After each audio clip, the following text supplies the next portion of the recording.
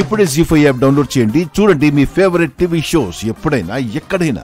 ఏమైంది పున్నమి? పృథ్వీబాబు నీ పక్కనే నీ భర్తలా కూర్చుంటున్నారు కదా, సంతోషపడాల్సిన విషయం కదా, ఎందుకు అంత బాధపడుతున్నావు? కొండమ్మా, వకీల్ సాబ్ నా పక్కన కూర్చుంటాడు, కానీ వకీల్ సాబ్ మనసులో తన పక్కన నేను కాకుండా జాబిల్లి ఉంటే బాగుండు అని కోరుకుంటారు. వకీల్ సాబ్ నా భర్త స్థానంలో కూర్చుంటారు, కానీ వకీల్ సాబ్ మనసులో నాకు భార్య స్థానం ఇవ్వరు. నాకున్న సంతోషం వకీల్ సాబ్కి ఉండదు కదా కొండమ్మా. ఏదో గత్యంతరం లేక కూర్చోవడం తప్ప ప్రేమగా నన్ను భార్యగా స్వీకరించి కూర్చోడు కదా కొండమ్మా. అలాంటప్పుడు నేనెలా సంతోషంగా ఉండగలను చెప్పు? నీ బాధ నాకు అర్థమైంది పున్నమి, కానీ వ్రతం జరిగిన తర్వాత ఆ సత్యనారాయణ స్వామి దయ వల్ల నీకంతా మంచి జరుగుతుందనిపిస్తుంది. తొందరలోనే పృథ్వీబాబు నిన్ను భారీగా స్వీకరిస్తారనిపిస్తుంది. అలా జరిగితే బాగుంటుంది కొండమ్మా. వకీల్ సాబ్ మనసు మారి ఆ మనసులో నాకు స్థానం దక్కాలి. అలాగే అత్తయ్య గారి మనసు మారి నన్ను కోడలుగా స్వీకరించాలి. వీటితో పాటు మా అమ్మ జైలు నుంచి రిలీజ్ అవ్వాలి, మా నాన్న కోలుకోవాలి.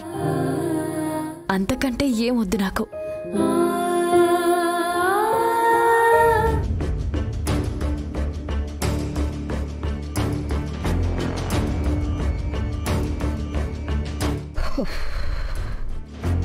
నాది అయిపోయింది అగ్నిదేవ్, ఇప్పుడు ఏం చేయాలో చెప్పు. నేను చెప్పేది జాగ్రత్తగా విను. ఇంకో 10 నిమిషాల్లో వ్రతం స్టార్ట్ అవుతుంది. అంటే పృథ్వీ పున్నమిలు పూజ అయ్యే వరకు లేవకూడదు. కాబట్టి పూజ అయ్యే వరకు మనకు టైం ఉంది. ఆలోపు వీటన్నిటినీ జాగ్రత్తగా బయటపడేలా చూడాలి. అవన్నీ ఓకే అగ్నిదేవ్, అందరూ ఉండగా ఈ వీటిని తీసుకొని ఎలా బయటపడగలం? నువ్వేం కంగారు పడకు, దానికి నేను ఒక ప్లాన్ చేశాను. వ్రతం జరుగుతున్నప్పుడు మనం పూర్తిగా కనిపించకపోయినా వాళ్ళకు అనుమానం వస్తుంది. కాబట్టి మనిద్దరం ఒక్కోసారి ఒక్కొక్కరిగా వ్రతం దగ్గరికి వెళ్తూ ఉందాం.